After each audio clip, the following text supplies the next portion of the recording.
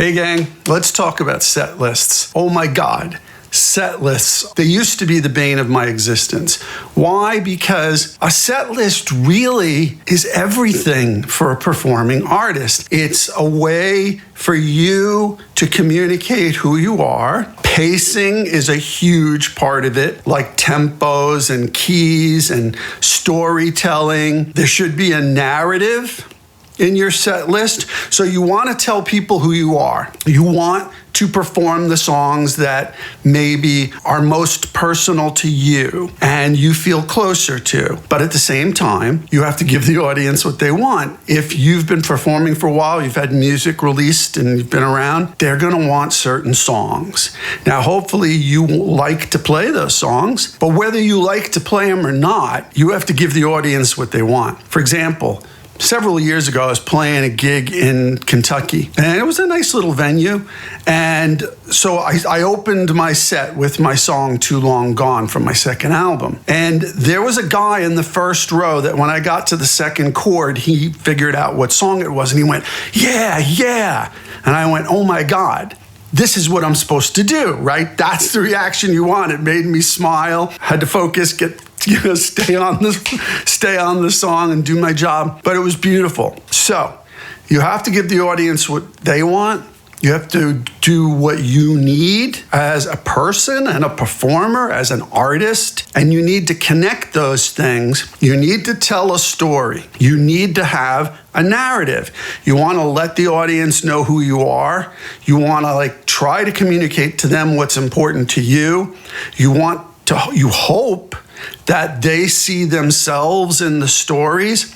Thus, you have to connect them in a very personalized and succinct way. And when you go to a show, it's all about the pacing. Really great artists, it's like how they make it all come together and keep drawing you in and making the audience come closer to you.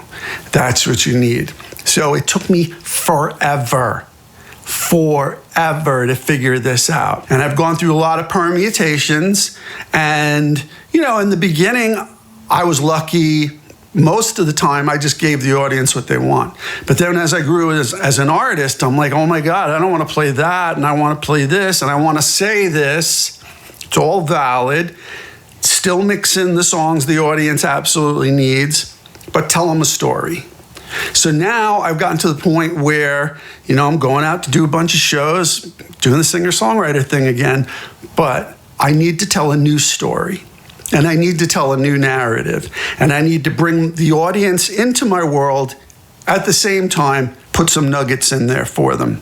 May not be as many as in the past, but I have some new music out, and once they get introduced to that, I'm hoping, ideally, that they come with me. So that's one thing as an artist I want you to really think about. I want you to draw it out on paper, crumble it up as many times as you need, work it out at home. I might have said this before, as I've gotten older in my career, I sit and play in a PA system, with a PA system, here at home in my studio for months, working on the performance, my delivery, but the pacing and the set list.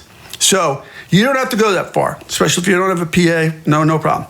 But I want you to really consider this carefully and work on it. And then, of course, when you're out playing, you'll be able to refine it even further. But set lists for performing artists are one of the most important skills that you will ever learn, and it will help you grow as an artist and grow your fan base.